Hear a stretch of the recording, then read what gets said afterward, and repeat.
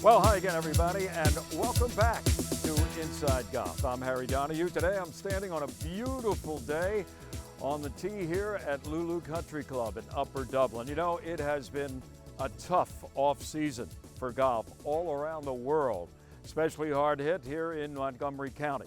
Finally, the green light was turned on for golfers to get back on the course. And coming up in today's show, we'll find out what the Golf Association of Philadelphia did, working with the Golf Alliance of Pennsylvania in helping to smooth out the transition from no golf to golf in the tri-state area. Also coming up today, we'll talk to the folks at Valley Forge Tourism and Convention Board. They have a t-shirt, hashtag Montco Strong, and we'll find out how they're going to make it through this transition. And we'll have our teed off panel. They're back and raring to go. It's all coming up next on this week's edition of Inside Golf. Inside Golf is presented by Destination Montco Golf. 54 courses, 300,000 yards. Check them out at montcogolf.com. By the First Tee of Philadelphia. The First Tee helps young men and women become better golfers, but most important, better people. Get involved. Visit thefirstteephiladelphia.org. By the Golf Association of Philadelphia, GAP, celebrating amateur golf since 1897. By Jersey Man Magazine, it's a Jersey way of life. And by Philly Man Magazine, bringing it to Broad Street. By the Haverford Trust Company, quality is in our DNA. And by Inside Golf's partner since 1998, the Philadelphia Section PGA, experts in the game and business of golf. Take time to thank your local PGA golf professional. Golf has always provided the health benefits of fresh air, focus, and fun. Now let's apply social distancing to the game we love. Stay home if sick and always stay 6 feet apart and avoid large gatherings on the course. Try thumbs ups or fist pumps, not handshakes or fist bumps. When in doubt, just don't touch and wash your hands. Mark your ball clearly and wear a cloth facial covering when taking a lesson. Finally, respect your fellow golfers and let's be grateful for every swing.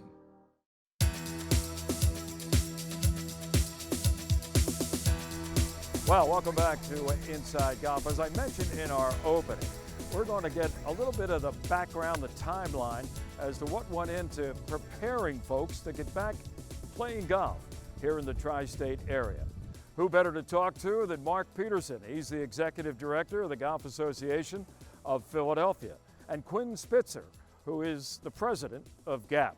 And we had to do our interview, making adjustments like everybody does these days, via Zoom.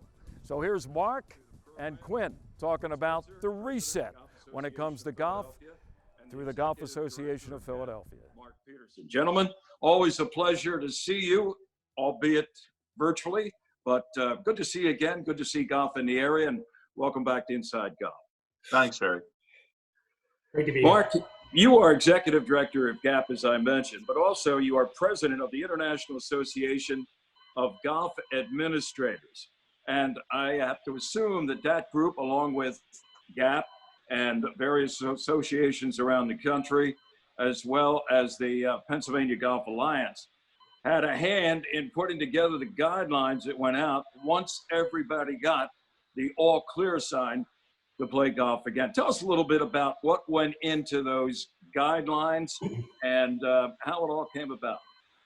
Sure. Well, if you look at it from an IAGA perspective, it's a wonderful network to share items across all golf associations, from GAP to Oregon to Texas through Wisconsin, whatever have you. So we have a wonderful network that we're able to pull together best practices or things that are working in that nature. So as it relates to Pennsylvania, when we got word that Pennsylvania was going to allow golf to reopen, we gathered the Pennsylvania Alliance for Golf groups, which there are about 12 of us, from club managers to superintendents, several PGA sections, West Penn Golf, Pennsylvania, and GAP, GAP served as the coordinator to try and pull these guidelines for the safe return to golf and just provide some suggestive guidance so that everybody does it in an appropriate way. Quinn, there was no shall we say, playbook for something like this.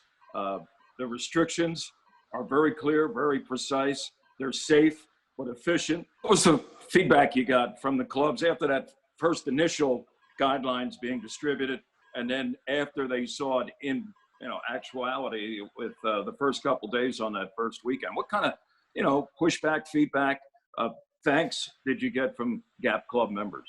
Well, I mean, for the most part, what we got were questions. I mean, there were questions, for example, about whether you could have family members together in a cart. The governor's office, at least initially, wasn't overly specific about exactly what they wanted to see take place. And over time, they've been able to clarify that. So whereas initially it was supposed to be one person only per cart, the governor's office then clarified that family members residing in the same domicile could actually share a cart. So we're getting a lot of questions like that. I think for the most part, the clubs that we talked to were trying to do the right thing. They wanted to go ahead and conform to the guidelines as they were articulated. And mostly it was a matter of questions. We didn't get too many complaints, not a whole lot of thanks. It was a lot about, let's get people out on the golf course. Absolutely. Without getting into a crystal ball, Mark, you still, I assume, have contact with the governor's office and Harrisburg, and there's probably a lot of lobbying going on in terms of, well, when can we get some of the restrictions relieved? I mean, like, for instance, 2 people in a cart, not family related. Is there a sense of, well, let's see what we can do to lift some of those restrictions, or what's the timeline for something like that? Yeah, I wish we had a better answer on the timeline. In all reality, as counties move from the red phase to the yellow phase, hopefully to the green phase, we're going to see some of these restrictions soften. There's still going to be strong social distancing and safety requirements. I don't really have a good answer as to the carts point. Anytime we get questions like that, or questions relating to golf instruction or simulators and stuff like that, we're just happy that we're able to be out and playing golf. I think when you see individuals that can sit at a table, in a restaurant together, that's when you'll see carts being able to be shared. Sure. Quinn, the GAP schedule certainly has been impacted by this. One of the early events every year, the interclub matches, of course, they've been canceled. You've lost a lot. Personally, for you as president, to see some of these changes, it's got to be tough. Yeah, it's really disappointing. I mean, the GAP team matches are the oldest and largest team competition in the United States, perhaps even in the world. And since they started in 1897, they've only been canceled a few times because of war and one time because of weather. So we're monitoring our calendar literally daily. And it's our hope that most of the events on the GAP calendar will be able to take place, but you're exactly right. Some of them, unfortunately, are going to go ahead and be off the docket for this year. Well, gentlemen, I just want to close by saying I think I speak for everybody that plays golf in the tri-state area, especially GAP clubs and members of those clubs. Thank you. Your diligence, working with other associations similar to yours, but the input you had in getting the green light not only turned on, but also getting players out there. And I think everybody's doing a pretty good job in terms of abiding by these restrictions. But you made it as, I guess, a perfect situation given the circumstances that we can have. I want to say personally, thank you. Thank you, Harry. Yeah, thanks, Harry. Boy, I'll tell you, hats off to the staff at GAP, as well as the Pennsylvania Golf Alliance, for helping this restart go as smoothly as it did back in May. All right, stay with us. More to come on Inside Golf. We'll be talking to the folks at Valley Forge Tourism and Convention Board. Montco Strong is their motto in the wake of everything that's gone on associated to the virus. That's next on Inside Golf.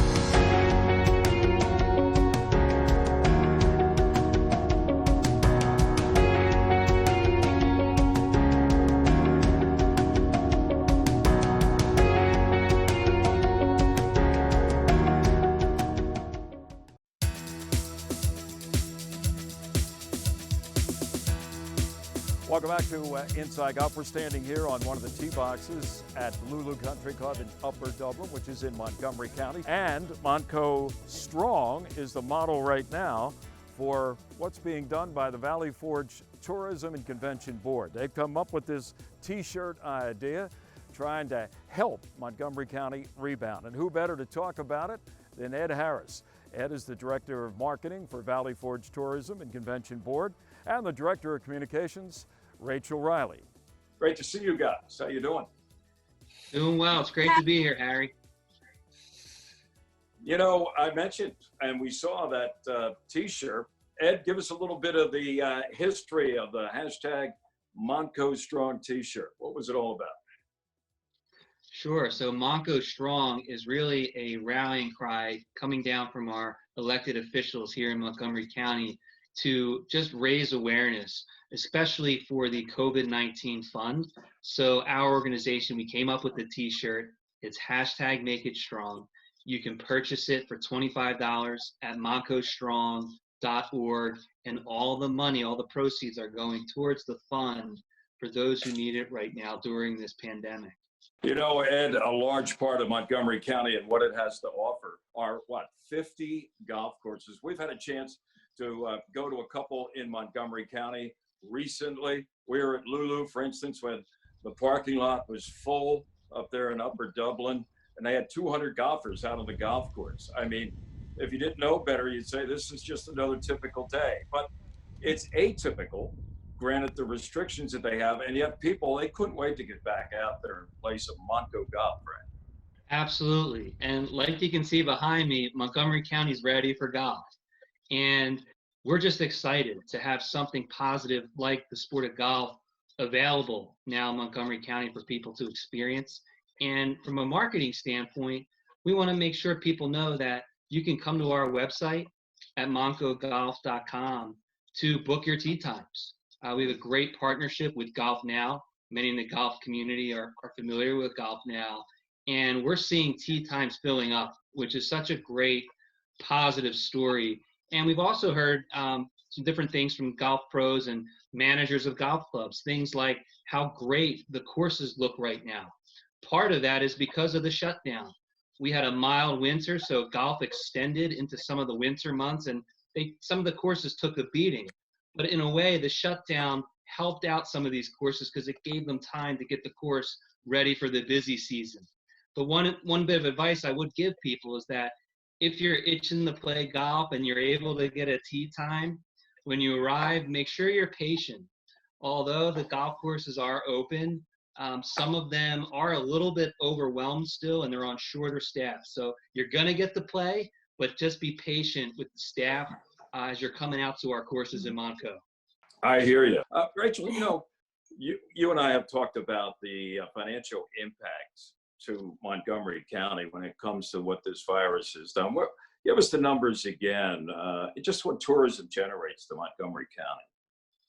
Sure. Normally, pre-COVID-19, we're talking about a $1.65 billion industry in Montgomery County alone, one of the largest contributors to tourism in the area, in the 5-county area, right below Philadelphia there.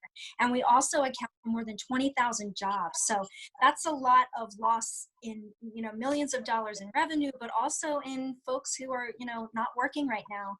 And we're just hoping for the best, that everyone stays safe and healthy, and we can all get back to work and get people back to visiting Montco. You know, something else, Rachel, that's had a tremendous impact. How about weddings and events like that? That had to be canceled. Well, not canceled, postponed, I guess is the better word. That must be a nightmare, huh? Have you talked to any brides or event planners in the area and what they're going through? Absolutely. And I'm so glad you said postpone, Harry, because that is the theme right now. And we're in touch with a lot of our brides in the area, as well as our venues. And just as we're doing with, sales and corporate meeting clients, we're recommending to brides that they postpone, not cancel. And the message that we're giving them is that love doesn't expire. We know a lot of couples might be in a rush, they're excited, and we want them to have that dream wedding.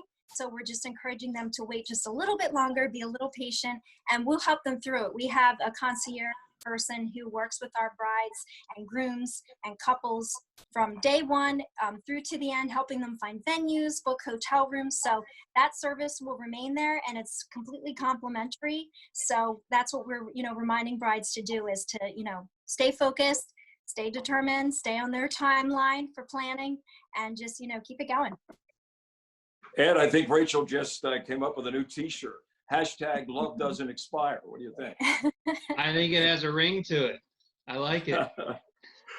Ed Harris, Rachel Riley from Valley Forge Tourism and Convention Board. Good luck. You've been fantastic so far. Bring Montco Strong back.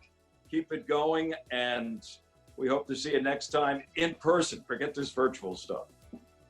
Thank you, Harry. Thanks, Harry. Look forward to seeing you. Our thanks to Ed and to Rachel. And hey, if you want a Montco Strong t-shirt, you can go to their website. That's Valley Forge Tourism and Convention Board. All right, stay with us. Next up, Teed Off.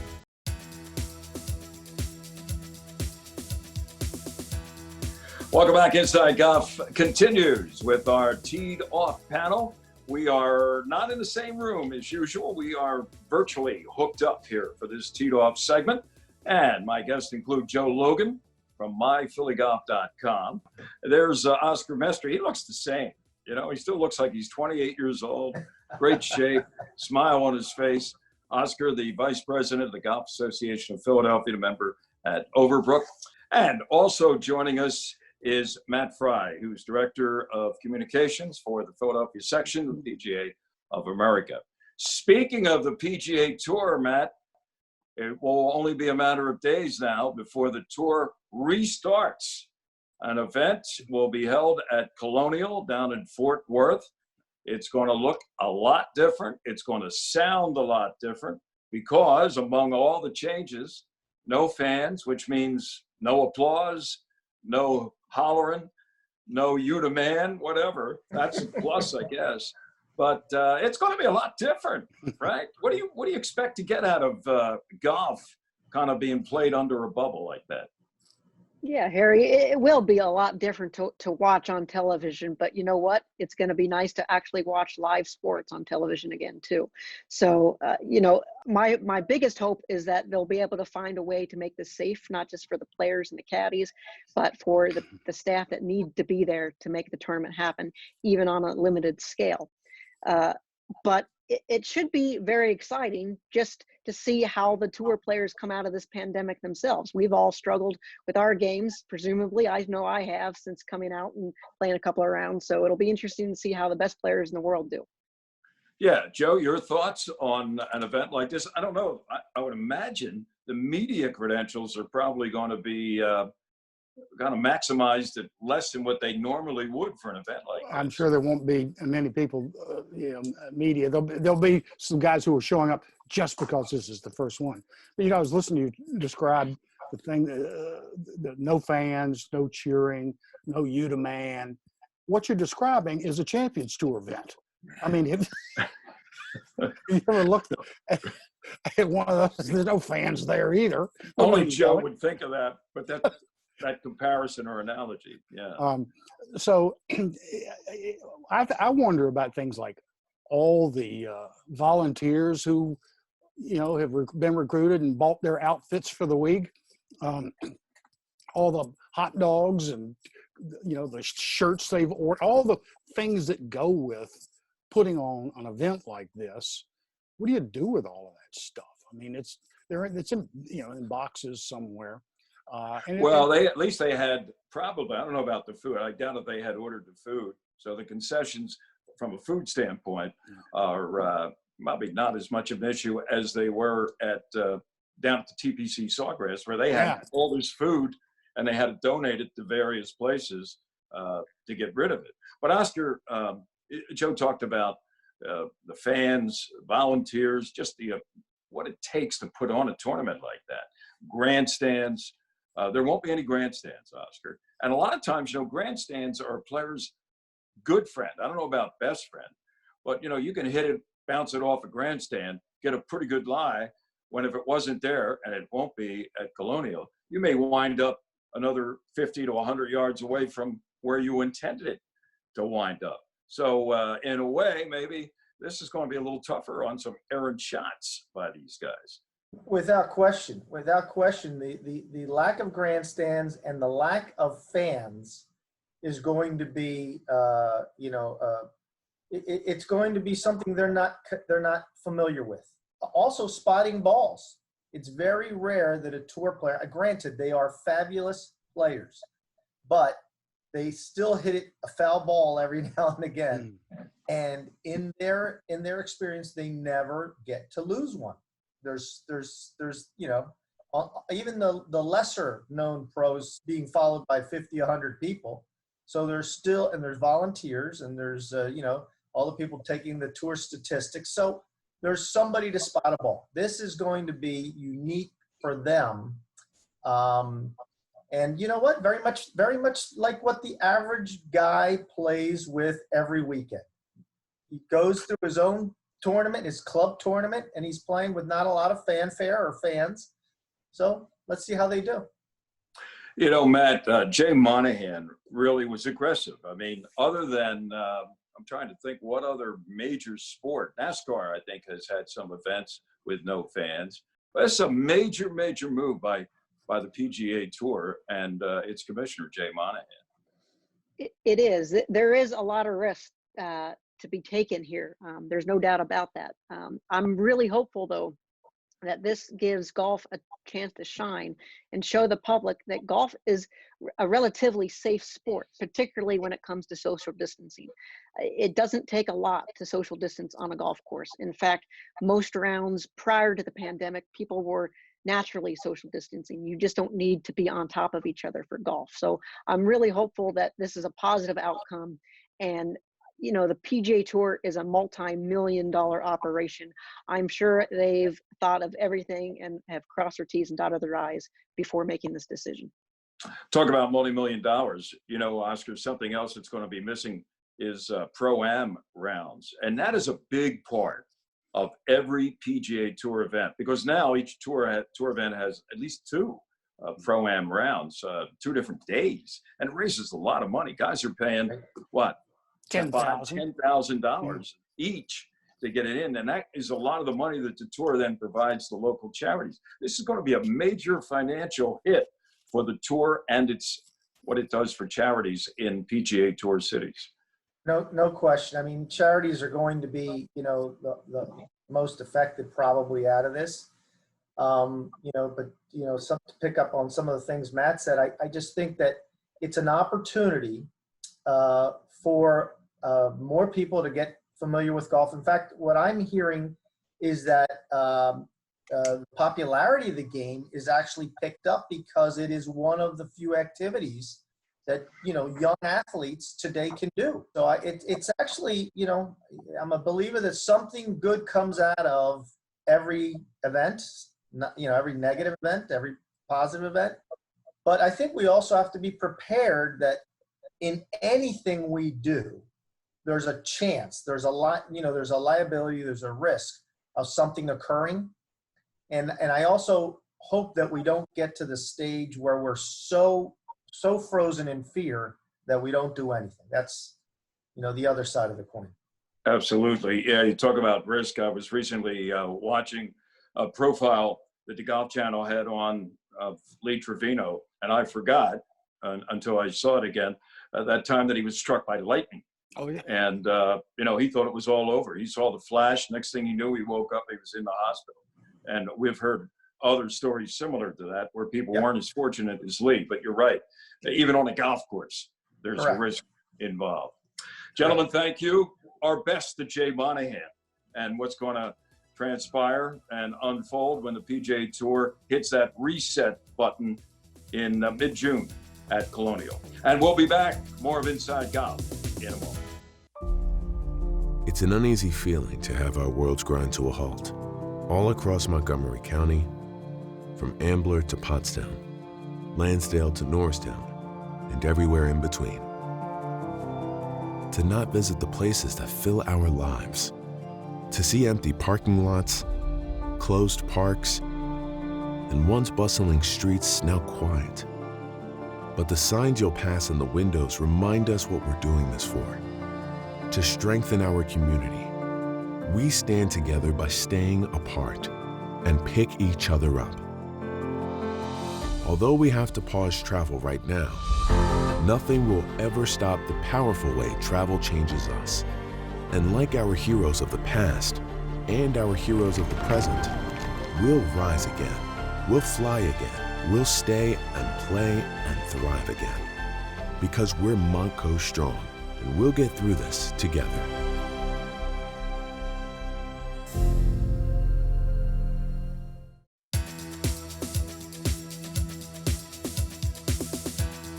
Well, that's going to do it for this week's edition of Inside Golf. Next week, we'll be right back here at Lulu Country Club in Upper Dublin, talking to John Russ, the general manager of Lulu. They've been through a lot, not just this year, but for the past 4 years. It's a new Lulu. And we'll talk to John about how he's increased membership as well as prepared for and then got the reset for golf to be played here at Lulu and around the area. It's quite a story. Also, we'll talk to a couple members of the Philadelphia section of the PGA. They're head professionals. Talk about how they got ready to push the reset button and what feedback they've gotten from their members. I'm Harry Donahue. Remember, no matter how bad it's going for you out there, don't pick up. We'll see you next time here on Inside Golf. Inside Golf is presented by Destination Montco Golf. 54 courses, 300,000 yards. Check them out at montcogolf.com. By the First Tee of Philadelphia. The First Tee helps young men and women become better golfers, but most important, better people. Get involved. Visit thefirsttphiladelphia.org. By the Golf Association of Philadelphia. GAP, celebrating amateur golf since 1897. By Jersey Man Magazine, it's a Jersey way of life. And by Philly Man Magazine, bringing it to Broad Street. By the Haverford Trust Company. Quality is in our DNA. And by Inside Golf's partner since 1998, the Philadelphia Section PGA. Experts in the game and business of golf.